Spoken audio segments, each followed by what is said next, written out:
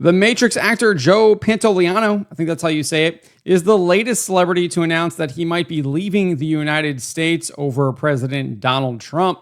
In his case, he's contemplating moving to Portugal. I wrote this up over at phantompulse.com. You can find the link in the description below. So he made his announcement on an Instagram live video. And he said, Nancy and I were in Portugal for a couple of weeks. The first part of it with our friends Tony and Lisa, and then we continued on our journey, and we had a wonderful time. We actually looked into getting visas so that we could live there part of the time or most of the time. It's a great place to retire. As for why he wants to retire there, he said this: it suits me. I love to walk. I take amazing walks there. He then kind of got distracted, I guess, by people interacting with him on Instagram. And then he eventually shared his experience with the blackout that hit both Portugal and Spain. I think it was last week, maybe a week and a half ago, and recommended his followers prepare for a worldwide blackout. He said, maybe it's a dress rehearsal for what's going to happen here. My suggestion is to stop bulking up and go online and figure out how you can get a first aid kit and batteries and flashlights, books, games, card games, because we won't have any way to communicate with each other. That might be nice, actually. From there, he commented, why is all this happening? I'm very confused. I'm confused. And I wish I could understand why this is happening. Later in the video, after detailing an incident with a number of kids that were not letting him out of his street parking spot in New York City, he said, the world has changed so much. And I think that we're all, I know I am. I'm angry and confused and hypersensitive. And I need to figure it out. Figure out what I want to do, because being in Europe and Portugal, a lot of people are asking me about America and what's happening. You know, King Khan's embrace of authoritarianism and separation of the three branches of government and breaking the law. This guy clearly has no clue what he's talking about. And obviously, he uses a pejorative for President Donald Trump there, describing him as King Khan, obviously referencing Genghis Khan there, is my assumption.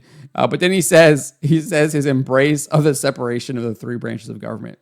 Like, that's literally how they're supposed to act, right? Like, they're supposed to be the checks and balances. They're supposed to be separate, the executive, the legislative, and the judicial. But okay. And then obviously projecting on a Trump breaking the law when he's getting rid of all the lawbreakers, right? Working to get rid of them, working to eradicate DEI, which has been illegal in the United States for a long time, but it just was never enforced. So nevertheless, he goes on and says, and all these billionaires holding on to their purses. It's kind of like the French Revolution. How much money do you need? So it sounds like he's calling for the French Revolution. That was like basically a proto-communist revolution where they executed a bunch of people and it eventually turned on themselves, and they were executed as well. And they were taken to the guillotine. Very violent, awful, awful stuff happened during the French Revolution. Not something you should joke about or even wish to happen here in the United States. Kind of disgusting that he's even positing that type of rhetoric there. But that's what a lot of these people want, right? They want that to happen.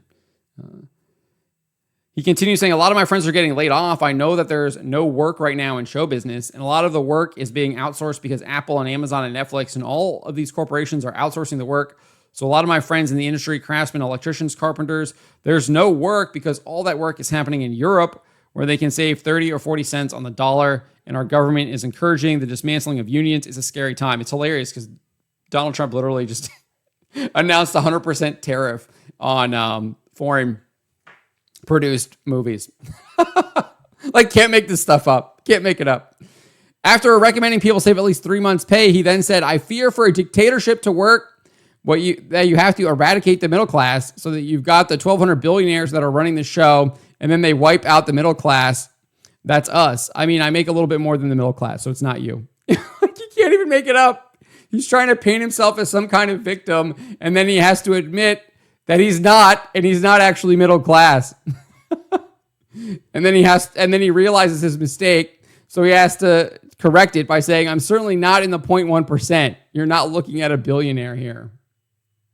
Okay, but that wasn't the point that you were making. You were saying that the billionaires and the elites were wiping out the middle class. You then claim that you're part of the middle class, and then you admit that you aren't actually part of the middle class. Can't make this stuff up. But he goes on and talks about he's going to be in the Last of Us show as well, and says you should look forward to that in May. I don't think anyone's going to be watching by then. Hopefully no one's watching by then, given all of the trash that's in that show. But, this guy, clearly just another Hollywood celebrity no clue what he's talking about, and just gets himself caught up in his own lies in his little like 7-minute video that he posted to Instagram, where he's virtue signaling against Trump and talking about how he's going to leave the United States because he likes Portugal and Spain so much, and then admits that, or he likes Portugal so much because he likes to go on a bunch of walks. And then he admits both those countries were just hit with a major blackout. Like, good luck, have fun, see you later. If that's really what you want to do, you're welcome to go there. Meanwhile, we're going to stay here in the United States. We're going to fix this country. We're going to make America great again.